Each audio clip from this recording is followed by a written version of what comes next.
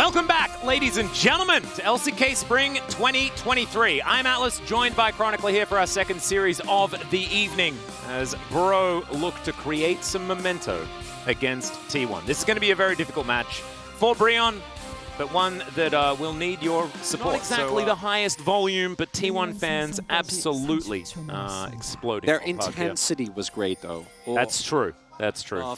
Yeah, and there's the flash. Umpty is going to move himself forward and actually finds the permafrost onto Ona here as well. Karis moving back around, but he just flashes on top of him. Karis going to be taken down. That's first blood. They go 1 for 1, but you'll take the extra 100. Bit sad here for Bro, but still getting the flash. Absolutely fantastic. You'll trade that for the Ghost any day. I wonder if I don't think you have enough damage. There's a hook. As Effort just says goodbye. Just out of vision. That was cool. Now in vision. Watch Carrier. It's fine, as Carrier is going to flash play. There's the ulti from Henry. Finds the hook, though. And Henry is the priority. He's going to be taken down. The prison's a bit late and means absolutely nothing. And now Effort is like, take me back, T1. Take me back. I'm going this direction. But he will be able to deny a couple of assists. And it's actually a good idea. So the kill goes solely over to Ona. Flashes, plays, and then sets up the play, and then actually finds the hook on Hannah as well. Like that's right as okay, Umpty, you are in a lot of trouble. The box is going to come through. Umpty's going to flash it to avoid getting slowed, but there's the hook. It's going to land once again. As okay, Umpty's able to stay alive thanks to the wild growth. Actually, a great interrupt there on the Nimbus strike. Because right now you have a mid lane that is going completely neutral, which doesn't really need to be more than that. Well, that is a nah. And the hook is going to connect. Henna just going to get played back, and he's just always exactly where T1 want them. As I've seen this play before. It happened a couple of days ago. And Effort's going to go down as well. It's a double kill for Gumushi. Look at that gigantic shield. And Faker just going to walk it out. Keep Hannah alive throughout everything that's going to be thrown at him. All right, let's see whether Karis can make it into the back line. He just gets pushed away. Has to use his ult so defensively. Cyclone on to 3 is fantastic. Azaius tries to get into the back line. Not the greatest now, but still, it's going to get the job done as the Lulu goes down first and T1 take control of the Dragon Pit. And yeah, that is going to be Soul Point. And everything as it should be. 0-3-0, unfortunately, for Effort. Unable to keep himself alive there. As Umpty, he tried to escape.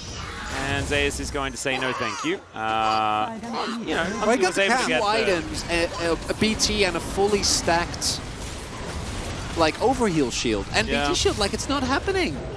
That's Morgan's real dead. Karis now going to try and look for this one as well, as at least, okay, he's still mega. Just for a couple of seconds as Karis gets into his shroud. He's hopping in! He's hopping in. All right, Karis, can you survive? Zayas just going to walk in. Wild Growth comes down, but the Hyper Procs are going to be in. He'll have another hop, but he doesn't need it because the Boomerang was coming down. While the rest of Pro are trying desperately to defend, Zayas is not done.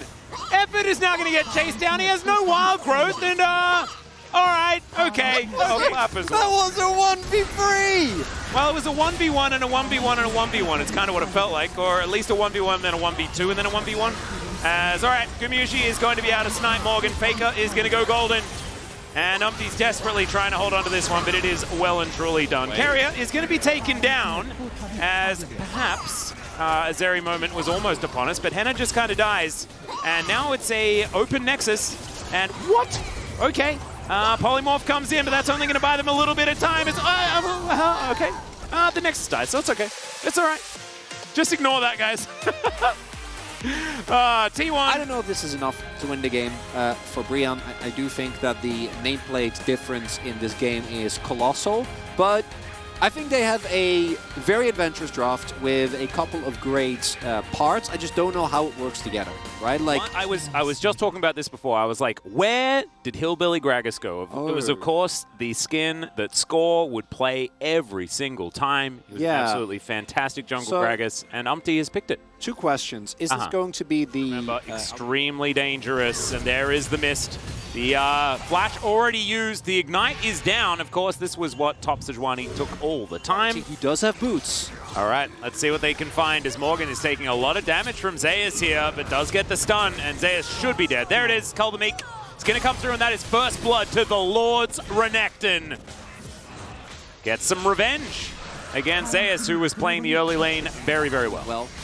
All right, well, there is Karis being delivered to Faker here. Ona gets himself the stun. Karis tries to get out, but it's not going to work. T1 bite back. Faker just walking through the silence field, not too worried about it, but Faker may have overextended. There's the flash. He gives him the thumbs up as the Emperor's Divide comes in. Can he get the bailout? The answer's no. As Karis, he's going to get tagged, and that is going to be it. Zeus picks up the other one as well with the Glacial Prison, and Faker knew. I think he knew.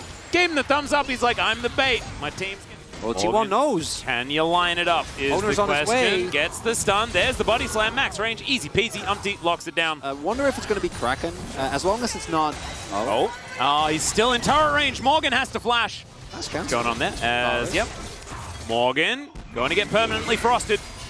And now Owner's going to move in. Colormeek is decent as the wish comes through, but it's not enough. Heartbreaker and Owner is now going down. T and Karis looking for a play on Faker here. All right, there's the barrel. Faker in trouble, and Karis locks down the kill. Very nicely played. Faker, Emperor's Divide comes in as Morgan is just going to die. And now Umpty is going to have to run away from the Pigeon Man with the Sand Soldiers. Barrel comes in. Can Faker actually find the remainder of the damage? He's going to look for it as there he goes. Sweeping Sands comes in. Concrete's in. Oh, the Comet! Just barely not enough. He'll take it. Oh, in the meantime, Hannah is going to get a little bit upset. I'm not entirely sure what happened there, but the tower's now dead, and so is Hannah. Also pushed down, after which they get Drake. And T1's ability we have a trap. Has been set. Hostile takeover immediately going to be used, but Umpty's going to avoid it. Chains of Corruption come in. Morgan is on the flank, and they just leave. Carrier Karis wants to pick up the kill. The bailout is not going to do anything here. Hannah wants to participate. It's not going to work out as it's two kills now for Bro. As now Faker, he's going to go out the back of the pit. Zeus moves up to the front, but now Hannah with red and white guns, he's dangerous. And okay, the arrow's not going to be enough, but of course this isn't lethality Varus, so they lose the dragon. T1, can you actually do any more? Is this will be? As Chains of Corruption come in, as I may have cursed him, because the Emperor's Divide is going to cut him in half. There we go, that's the first kill for the team fighters immediately. What? Where did Henna go? Umpty is now looking to try and grab Faker, but it's not going to work out.